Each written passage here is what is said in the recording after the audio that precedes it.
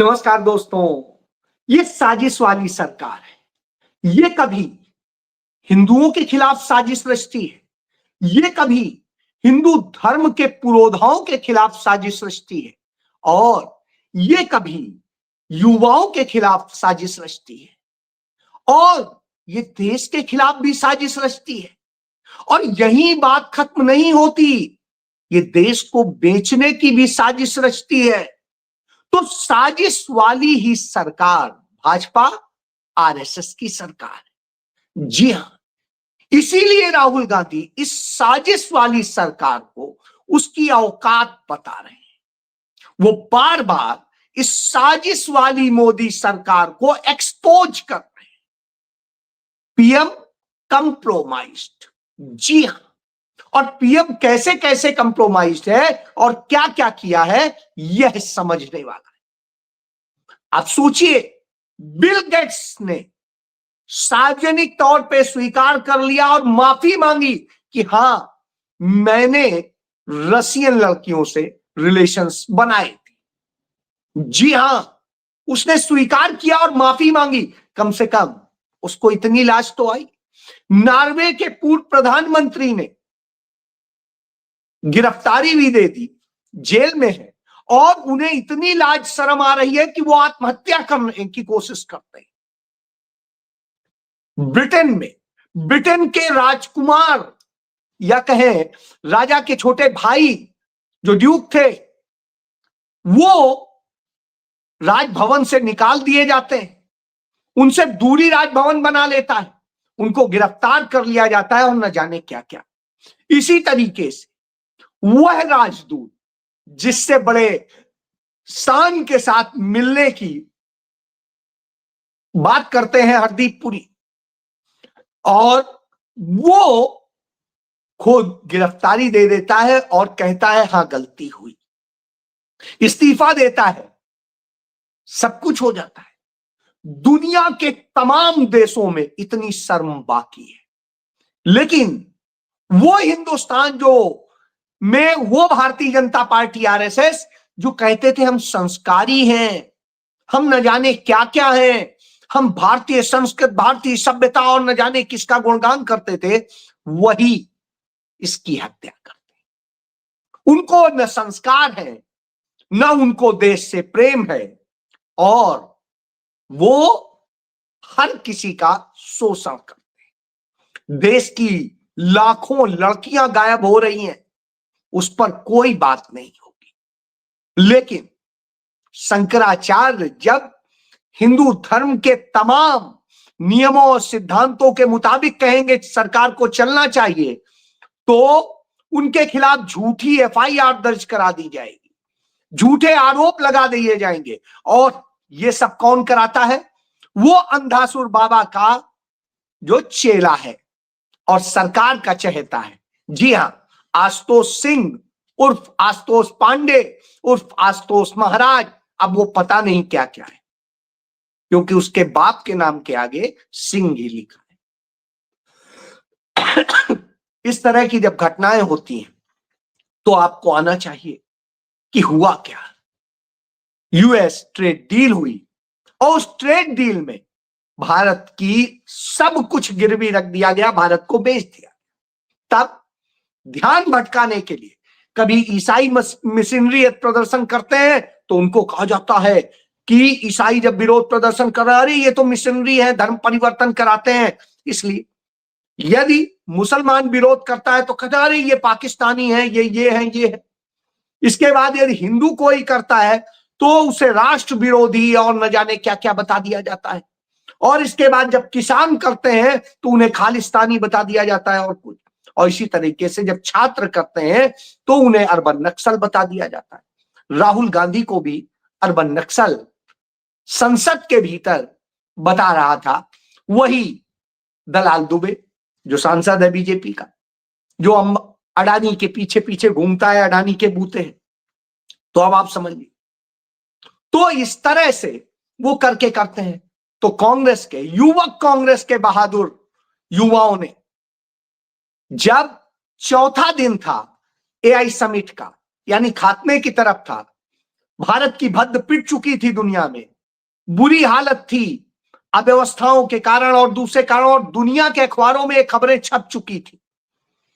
भारत में जो भारत की एक यूनिवर्सिटी है जो नरेंद्र मोदी की चहेती है, जो आज तक के लिए भी पत्रकार तैयार करती है, उनका पूरा इंस्टीट्यूट चलाती है, तो वो गलगोटिया यूनिवर्सिटी, उसने फर्जी तरीके से एक चीनी ड्रोन उसको रोबोट को अपना बता के किया, और इसी तरीके से उसने वो बताया कि जो ड्रोन है कोरिया का वो उनका है, उनके द्वारा डेवलप।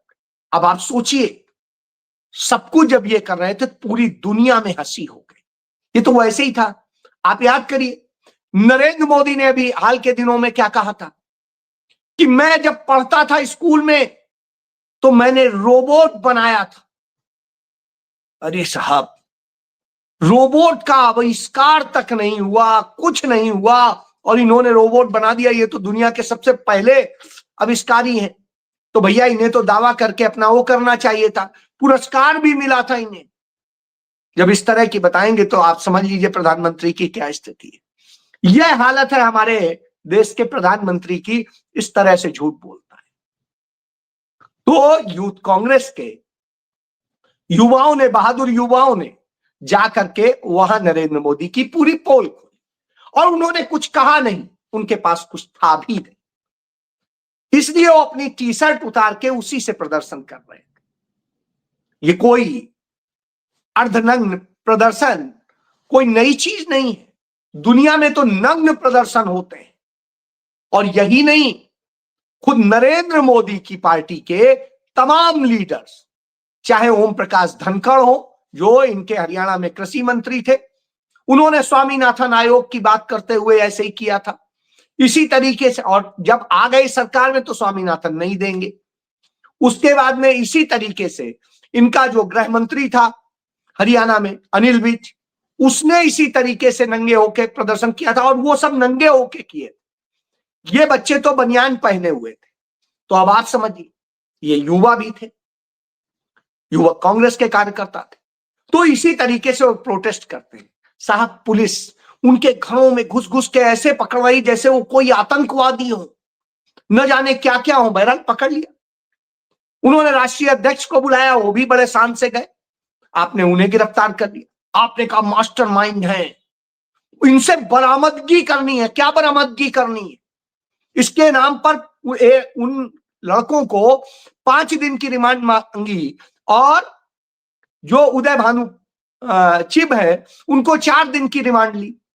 तो 5 दिन 4 दिन ये रिमांड ली, और इस रिमांड में क्या होता है? बरामदगी करनी है। क्या बरामदगी करनी है? आरडीएक्स। क्या बरामदगी करनी है? हथियार। क्या बरामदगी करनी है? टी शर्ट बरामद करनी है, टी शर्ट। आज तक ये नहीं बता पाए कि पुलवामा में वो 350 किलो आरडीएक्स कहां से आया। आज तक यह नहीं बता पाए कि पहलगाम में के आतंकी कहां गए। आज तक यह नहीं बता पाए कि किसने पठानकोट में कैसे किया था वो आतंकी हमला। आज तक नहीं बता पाए। तमाम सारे बारामूला और दूसरी जगह के आतंकी हमलों को आज तक नहीं खोज पाए कि असली मास्टरमाइंड कौन था लाल किला के ब्लास्ट का। कुछ नहीं। लेकिन साहब, यहां बरामदगी करनी है। क्या करनी है? टी शर्ट करनी है। टी शर्ट फट जाती तो पूरा देश ये हो जाता, वो हो जाता। अदालत में कहते हैं कि इनके प्रोटेस्ट दंगे फसाद हो जाते, अशांति हो जाती, और न जाने क्या क्या हो जाता। हुआ तो नहीं, कहीं दिखाई भी नहीं दिया, सुगबुगाहट भी नहीं। लेकिन राहुल गांधी ने बड़ा स्पष्ट कह दिया है, बता भी दिया है कि जो यूएस ट्रेड डील हुई है उसकी शर्तें न राजनाथ को पता थी, न गडकरी को, न शिवराज को, न ही किसी और को। वो तो अमेरिका खुद ही तय कर रहा था, और उसने कह दिया ये तो बस हो गया ये। तो यह स्थिति है। इस तरह से डरा हुआ जब प्रधानमंत्री हो, तब उदय भानु चिब की जो मां है वो कहती हैं कि मेरे बेटे ने जो किया है वो गांधीवादी तरीका है, और मुझे उस पर गर्व है। वो भगत सिंह की तरह से बने और वैसे करे, और भी उसके युवा साथी आए इसी तरीके से। लड़े। मुझे गर्व है कि वो एक अच्छे उद्देश्य के लिए, देश के लिए जेल गया, मैं उसको सलाम करती हूं। अब आप सोचिए, लेकिन नरेंद्र मोदी सरकार कितनी डरी हुई। वो उस पर आरोप लगाती है कि साहब वो तो पता नहीं क्या क्या है, आतंकी और जाने क्या क्या बना दिया है, सब टी शर्ट से आतंक जो है पैदा कर रहा था। तो यानी टी शर्ट से इतना डर गए हैं, यह टी शर्ट। लेकिन सच्चाई यह है कि हमारे यहां का जो पूरा सिद्धांत है वो सत्य के लिए, शांति के लिए, अहिंसक प्रतिरोध हमारी गौरवशाली धरोहर है, संवैधानिक धरोहर है। महात्मा गांधी और उनके साथ लाखों करोड़ों हमारे भारतीय पूर्वजों ने प्रोटेस्ट किए, कड़े कड़े प्रोटेस्ट किए। साहब भगत सिंह ने तो बम भी फोड़ा था, गोली भी मारी थी। यहां तो इन्होंने ये भी नहीं किया है, फिर भी इन्हें किया जाता है और सोचते हैं डरा लेंगे। तो अब आप देख लीजिए,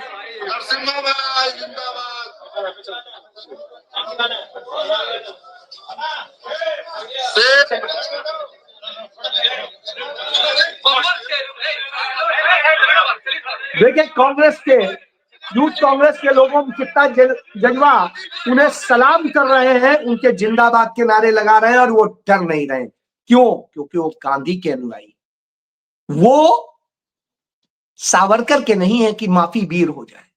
तो अब आप सोचिए, यह है सत्य और यह सत्य है। इसलिए राहुल गांधी मिले थे मोहम्मद दीपक से इस नफरत के माहौल को खत्म करने के लिए कि हाँ तुमने जो किया बहुत अच्छा किया, लेकिन वो तो अच्छा कर रहे हैं, जोड़ने की बात कर रहे हैं। यहां क्या है, भाजपाई इनके लोग क्या करते हैं ये देखिए।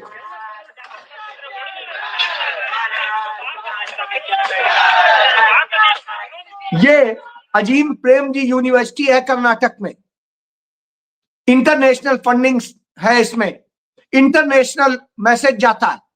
इस यूनिवर्सिटी में तोड़फोड़ कर रहे हैं, गाली दे रहे हैं और सब कुछ कर रहे हैं। उन्होंने न किसी को गाली दी न कुछ, पीएम कंप्रोमाइज्ड कहा, इतने से शब्दों से ये डर गए। लेकिन कांग्रेस नहीं डरी, कांग्रेस के लोग नो प्रोटेस्ट कर रहे हैं पूरे देश भर। आप यह समझ लीजिए, कोई राज्य बाकी नहीं है, कोई राज्य बाकी नहीं देश में, हर जगह ये कर रहे हैं। तो इतना डर गए नरेंद्र मोदी और अमित शाह कि उनकी पुलिस ने चंडीगढ़ में यह आदेश जारी कर दिया कि अब आप प्रोटेस्ट ही नहीं कर पाएंगे और ये नहीं कर पाएंगे, और जितने कांग्रेस के लीडर्स उनको हाउस अरेस्ट करके बिठा दिया। अब आप सोचिए, ये डरे हुए लोगों का यही बताता है कि किस तरीके से नरेंद्र मोदी ने इस देश को डराने की कोशिश की और सब कुछ किया। जहां नरेंद्र मोदी आते हैं गुजरात से, गुजरात यूनिवर्सिटी में भी एनएसयूआई ने इसी तरीके से प्रोटेस्ट करके दिखा दिया। और इस तरह से मैं यही कह रहा हूं, लेकिन कांग्रेस साफ साफ कह रही है हम न डरेंगे न कुछ। तो अब आप सोचिए, कांग्रेस इस तरह से बोल रही है और ये हो रहा, लेकिन यहां पर कोई सुनने वाला नहीं। तो अब आप सोचिए, यह स्थिति हो तो आप कहेंगे कि अरे भाई ये क्या हो गया। असल में ये लोग वही हैं और इस तरह के किस्से हो रहे। जब इस तरह के किस्से हो रहे तो सोचना पड़ेगा कि क्या हो रहा है। भारत के अंदर भी एप्स्टीन बन रहे हैं। इसका उदाहरण बता दूं कि मध्य प्रदेश में एक सेवा धाम आश्रम है, उस आश्रम में सिर्फ मैं 2025 की और आज जब 26 में हम बात कर रहे हैं तब तक की कुछ घटनाओं का बता दें। 17 लड़कियां हैं, छोटी छोटी उम्र की 17 लड़कियां, वो मौत के मुंह में चली गई। अब 17 लड़कियां कैसे चली गई इस आश्रम में, सुनिए। एक सुभाषनी थी, सुहानी थी, वो जनवरी 2025 में है, 23 जनवरी 2025 को ये कविशा, ये जो है 8 फरवरी 2025 को विनीता, 11 मार्च 2025 को किरण, 13 अप्रैल 2025 को हिमानी, 6 मई 2025 को बबलू, जो है ये 28 जून 2025 को संदेश, 23 जुलाई 2025 को ध्वनि पारुल, 6 अगस्त 2025 को पार्वती, 14 अगस्त 2025 कार्तिक, 16 अक्टूबर 2025 कुमकुम, 26 अक्टूबर 2025 स्वर्णा, 11 नवंबर 2025 छोटू उर्फ अटल, 20 नवंबर 2025 कृष्णा साहू, 7 दिसंबर 2025 निहारिका, जो है वो 24 दिसंबर 2025 पवन, ये 27 दिसंबर 2025 और खुशी ये 13 जनवरी 2025। ये जनवरी तक की आपको लिस्ट बताई। इतने बच्चे हैं और इनकी उम्र 7 साल से लेके 19 साल के बीच में, और ये सारे बच्चे लड़के हैं, कुछ लड़के 2-3 हैं और बाकी लड़कियां। ये सब मरे और इन सब के मरने का एक ही कारण बताया गया कि इनको सांस लेने में तकलीफ थी जिससे ये मर गए। अब आप एक चीज सोचिए, ये वो आश्रम है जहां की एक महिला जो है ट्रस्टी ने कहा था कि जब पूरे साल वो लोग करते हैं तो कभी कभी कुछ ये हो जाता है सेक्सुअल यौन, तो उससे बुरा नहीं मानना चाहिए। अब आप सोचिए इस तरह की स्थिति और ये बच्चे मर रहे हैं। आज कोई बात कर रहा है, एप्स्टीन पे हम बात कर, यह हालत, तभी तो राहुल गांधी तो ये धर्म को भी लजा रहे हैं और जो धर्म की रक्षा कर रहा है उस शंकराचार्य के खिलाफ झूठे मुकदमे बनवा रहे हैं। तो इन्होंने देश भी बेचा, धर्म भी बेचा और सब कुछ बर्बाद कर दिया। इसीलिए राहुल गांधी लड़ रहे हैं। तो ये सत्य की लड़ाई अहिंसा के साथ, लेकिन ये उससे भी डर रहे हैं। जी हां, क्योंकि डरपोक माफी वीरों की औलाद। जी जय।